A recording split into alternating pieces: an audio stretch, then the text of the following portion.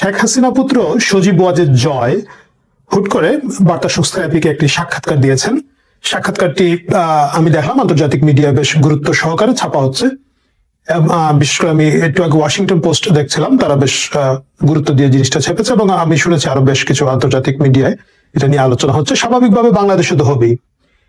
হঠাৎ করে সজীব ওয়াজেদ জয় এই সাক্ষাৎকারটা কেন দিলেন এটা নিয়ে আমরা আজকে আলোচনা করবো। এটা কি আসলেই হঠাৎ করে সাক্ষাৎকার, নাকি আন্তর্জাতিক অঙ্গনে আওয়ামী লীগ তার শক্তি ফিরে পাওয়ার একটা চেষ্টা করছে, লবিং জোরদার করছে এবং তারই একটা অংশ হিসাবে সজীব ওয়াজেদ জয় সাক্ষাৎকারটি দিয়েছেন?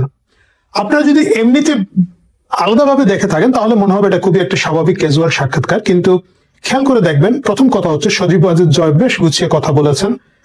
উনি আসলে খুব একটা ভালো পাবলিক স্পিকার না। এর আগে উনি বিভিন্ন সময় যে কথাবার্তাগুলো বলেছিলেন, আমি জানি না আপনাদের কথা, বাট আমার কাছে অধিকাংশ সময় মনে হয়েছে যে উনি বাংলাদেশের রাজনীতিতে পলিটিক্যাল ল্যাঙ্গুয়েজে কিভাবে কথা বলতো এটা জানেন না। এটা না জানতে পারার কারণ আছে, তিনি আদৌ বাংলাদেশে খুব বেশি দিন ছিলেন না। জীবনের আশঙ্কা নিয়ে ছোটবেলা থেকেই তাকে অলমোস্ট এক ধরনের দূরে সরে থাকতে হয়েছে নিরাপত্তার স্বার্থে, এবং তিনি যুক্তরাষ্ট্রে আছেন দীর্ঘ প্রায় 30 বছর ধরে। বাংলাদেশের রাজনীতির প্যাচ গোছ এবং রাজনীতির ভাষা পরিভাষা শেখা তার পক্ষে সুযোগ হয় নাই, সম্ভব হয়ে ওঠে নাই। সেটা যাই হোক, এই সাক্ষাৎকারটি দেখে মনে হচ্ছে যে তাকে বেশ গুছিয়ে দেওয়া হয়েছে, বা তিনি নিজে গুছিয়ে জিনিসটা বলেছেন, তার হয়তো একটা মিডিয়া টিম বা কোনো একটা কিছুর মাধ্যমে করা হয়েছে। সাক্ষাৎকারটার সবচেয়ে গুরুত্বপূর্ণ যে জিনিসটা তিনি বলেছেন, এই প্রথমবারের মতো আওয়ামী লীগ নির্বাচনে আসার দাবি করেছে।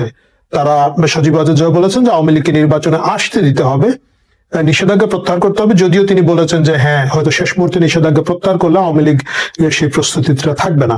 বাকি অন্যান্য কথাবার্তা যেগুলো বলেছেন তার অধিকাংশই হচ্ছে রাজনৈতিক কথাবার্তা। এই বর্তমানে যে বিচার চলছে সেই বিচারকে তিনি ক্যাঙ্গারু কোর্ট বলে অভিহিত করেছেন। জুলাই আগস্টে যে তো মানুষ মারা গেছে তার সংখ্যা নিয়ে তিনি বলেছেন যে সরকারের যে সংখ্যাটা সেটাই বলেছেন, এবং এই হত্যাকাণ্ডগুলোর তদন্ত এবং বিচার দাবি করেছেন তিনি। এটা খুব ভালো একটা কাজ হয়েছে। এর বাইরে মূলত নির্বাচনটাকে তিনি টুইস্ট করেছেন এবং তিনি বলেছেন যে আওয়ামী লীগকে যদি আসতে দেওয়া না হয় নির্বাচনে, দেশের শান্তি শৃঙ্খলা বজায় থাকবে না, বা দেশের শান্তি শৃঙ্খলা রক্ষা করা সম্ভব হবে না। আগামীতে দেশ একটা অশান্তির মধ্য দিয়ে যাবে। এটা হচ্ছে তার সারবস্তু। প্রিয় দর্শক, কেন আমি আজকে এটা নিয়ে আলোচনা করছি? আপনারা যদি এটাকে বিচ্ছিন্ন ঘটনা হিসেবে দেখেন তাহলে কিন্তু হবে না। আপনারা দেখেন ঠিক আগে আগে আমাদের এখানে বিশ্বের অনেকগুলো মানবাধিকার সংস্থা একসাথে একটা চিঠি লিখেছে ডক্টর মোহাম্মদ ইউনূসকে। বিশেষ করে আমরা যদি বলি কমিটি টু প্রোটেক্ট জার্নালিস্ট, একটা শক্তিশালী সংস্থা, হিউম্যান রাইটস ওয়াচ আরেকটা শক্তিশালী সংস্থা এবং প্রভাবশালী সংগঠন। এটা মূলত হিউম্যান রাইটস ওয়াচের উদ্যোগে হয়েছে এবং তাদের ওয়েবসাইটে চিঠিটি ছাপা হয়েছে, যেখানে দেখেছেন পরিষ্কারভাবে আওয়ামী লীগের নেতা কর্মীদের উপরে ঢালাওভাবে যে তথাকথিত বিচার চলছে সেটাকে তারা প্রশ্নবিদ্ধ করেছেন এবং বলেছেন যে ইনক্লুসিভ একটা নির্বাচনের প্রয়োজন আছে। সেই ইনক্লুসিভ নির্বাচন মানে হচ্ছে আওয়ামী লীগকে সাথে নিয়ে এই নির্বাচনটা করতে হবে। এর বাইরে আমরা দেখতে পেয়েছি সম্প্রতি বেশ কিছু কূটনীতিবিদ যারা আছেন, বিশেষ করে জাতিসংঘ এবং মার্কিন যুক্তরাষ্ট্রের সাথে সম্পৃক্ত, তাদের খুচরা কাছে আওয়াজ শোনা যাচ্ছে অন্তর্ভুক্তিমূলক নির্বাচন নিয়ে কথা হচ্ছে। 3 জন রাষ্ট্রদূত সম্প্রতি সাবের হোসেন চৌধুরীর বাসায় গিয়ে দেখা করেছিলেন এবং তারা বেশ গোপনীয়তার সাথে সেখানে গিয়েছেন। তারা 3 জনে এক গাড়িতে গিয়েছেন এবং গোপনে বৈঠক করেছেন। সেই বৈঠকটা নিয়ে বাইরে যদিও খুব বেশি কথাবার্তা হয় নাই, মিডিয়া ব্ল্যাক আউট করার একটা চেষ্টা চলেছে এবং পরের দিন সাবের হোসেন চৌধুরী, পরের দিন বা পরের সপ্তাহে হয়তো সাবের হোসেন চৌধুরীর নামে একটা দুদকের মামলা দিয়ে দেওয়া হয়েছে। এই সব কিছুর বাইরে ডক্টর মোহাম্মদ ইউনূসের মাসিক যে সফর, মানে প্রতি মাসে যে উনি একটু বিদেশে যান, একটু তার দীর্ঘদিনের অভ্যাস, উনি ক্ষমতা আসার পরে প্রতি মাসে বিদেশে যান। কেন যান, কি কারণে যান কেউ জানে না, বাট উনি যান এবং গিয়ে সেখানে mayor, commissioner, ward commissioner, member যারা ভান তার লগে বৈঠক করেন, এগুলো আমরা দেখে থাকি। এই বৈঠকটা এবার মানে এই মাসিক সফরটা উনি করতে চাচ্ছিলেন সৌদি আরবে। যতটুকু শোনা যাচ্ছে, বেশ কিছু মিডিয়া রিপোর্ট করেছে যে সৌদি আরব সরকারের পক্ষ থেকে তাকে নিরুৎসাহিত করা হয়েছে বলে সফরটি বাতিল হয়েছে। স্বাভাবিকভাবে ডক্টর মোহাম্মদ ইউনূস যেসব দেশে মানুষ পাঠানোর সুযোগ আছে, যেহেতু উনি সম্প্রতি একটি কি বলে এটাকে, আদম ব্যাপারের লাইসেন্সকে কি বলে সুন্দরভাবে আপনারা জানেন, আমি মানে সুজারতা ভাই, আদম ব্যাপারের যে একটা লাইসেন্স উনি করেছেন গ্রামীণের নামে, এইটা যেসব দেশে ব্যবসা করা যাবে এইসব দেশে একটু বেশি উৎসাহ আগ্রহ নিয়ে যাচ্ছেন। উনি ইতালিতে গিয়ে বলেছেন যে সব এই অবৈধদেরকে ফেরত দিয়ে দাও, আমরা আবার বৈধভাবে পাঠাবো।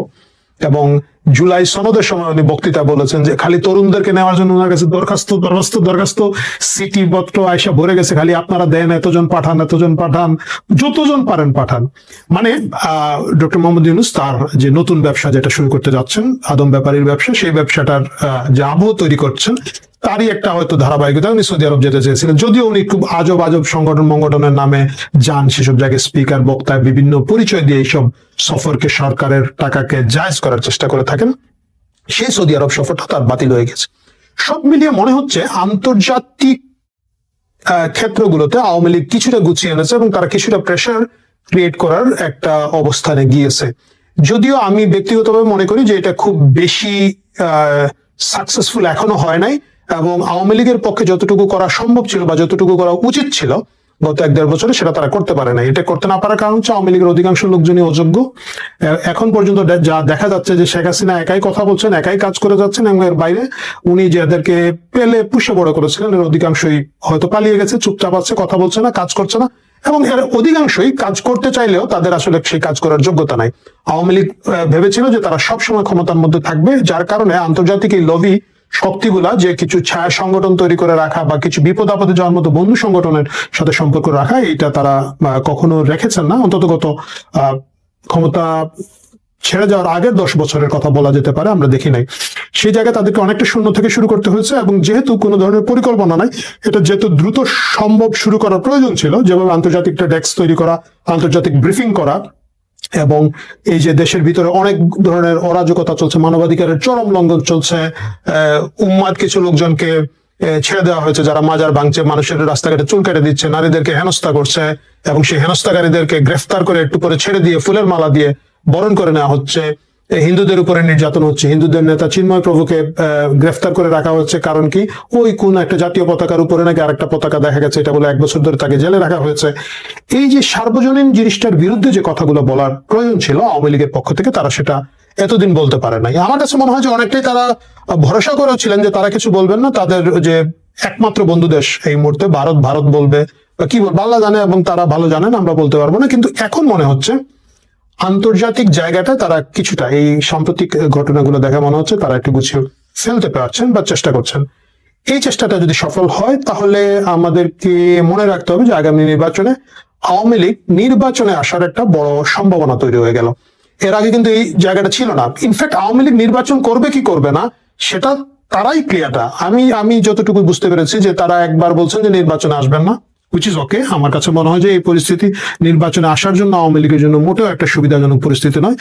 তারা বলছিলেন যে ডক্টর ইউনূসের অধীনে আসবেন না, যদি সরকার পরিবর্তন হয়, একটা নিরপেক্ষ সরকার তৈরি হয়, তাহলে তারা নির্বাচনে আসার কথা ভাববেন, বা তখন দেখা যাবে। কিন্তু ইউনূসের অধীনে নির্বাচনে আওয়ামী লীগের আসার কোনো প্রশ্নই আসে না। কিন্তু সজীব ওয়াজেদ জয়ের বক্তৃতা থেকে বোঝা যাচ্ছে যে ওনার সাক্ষাৎকার থেকে ধারণা করা হচ্ছে যদি একটা পরিবেশ দেওয়া হয় আওয়ামী লীগ নির্বাচনমুখী একটা দল, এবং তারা হয়তো নির্বাচনে আসতে চাইবে। এখন যে প্র্যাকটিক্যাল সমস্যা হলো, আওয়ামী লীগ যদি নির্বাচনে আসতে চায় এবং আন্তর্জাতিক পরিমণ্ডল থেকে যদি সেই চাপ তৈরি করা হয় যে আওয়ামী লীগকে নির্বাচনে আসতে দিতে হবে, এটার প্রবল বিরোধিতা যারা করবে তারা হচ্ছে যতগুলো বিচি দলগুলো আছে, মানে এই যে মাহমুদুর রহমান মান্না যেটা বলেছেন একবার, যে ওরা আইলে তো ভাই ওরা কিছু না করলেও তো আমাদের কয়েক হাজার গুণ বেশি ভোট পাবে, 30-40% ভোট, কি যেন বলছেন না মান্না ভাই মাঝে মাঝে বলে এগুলা।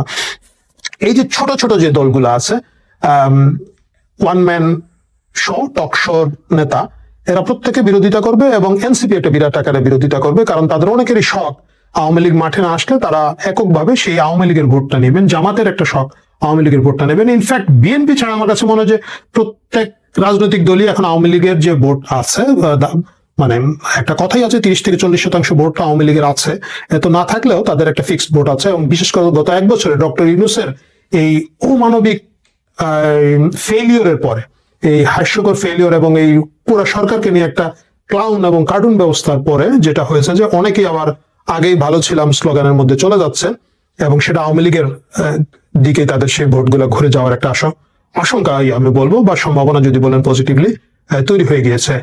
এই মুহূর্তে আমরা দেখতে চাই যে আন্তর্জাতিক এই খেলা আওয়ামী লীগ কতটুকু জিততে পারেন, এবং সেই প্রেশার তাদেরকে আগামী নির্বাচনে আসার সুযোগ করে দেয় কিনা, এবং দিলে আওয়ামী লীগ ডক্টর মোহাম্মদ ইউনূসের আন্ডারে যে নির্বাচন রিগড হবে, যে নির্বাচন কমিশনও কারো কথা শুনে না বোধ। আমি দেখলাম যে আমাদের এনসিপির ভাইরা গিয়া বলছে যে আমার হয় শাপলা ফুল দাও, পাতা আলা শাপলা ফুল দাও, পাতা ছাড়া দাও, কালার ছাড়া দাও, পানি আলা দাও, পানি ছাড়া দাও, একটা শাপলা ফুল দাও।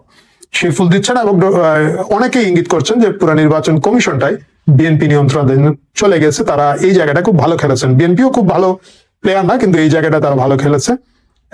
এই যদি অবস্থা হয়ে থাকে, এই অবস্থায় আওয়ামী লীগ নির্বাচনে আসবে কিনা না, সুযোগ পেলেও আসবে কিনা না, সেটা আমরা জানি না। কিন্তু সজীব ওয়াজেদ জয়ের বক্তৃতা থেকে বোঝা যাচ্ছে যে তারা আসতে চাচ্ছেন বা আসার এক ধরনের মানসিক প্রস্তুতি আছে।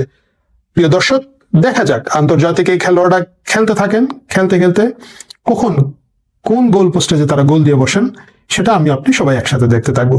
ভালো থাকুন, কথা হবে কালকে অন্য কোনো প্রসঙ্গ নিয়ে। দর্শক, সম্পূর্ণ ভিডিওটি দেখলেন, আশা করি বিষয়টি বুঝতে পেরেছেন। এই নিয়ে আপনার গুরুত্বপূর্ণ মন্তব্যটি অবশ্যই কমেন্ট বক্সে জানিয়ে দিবেন। ধন্যবাদ।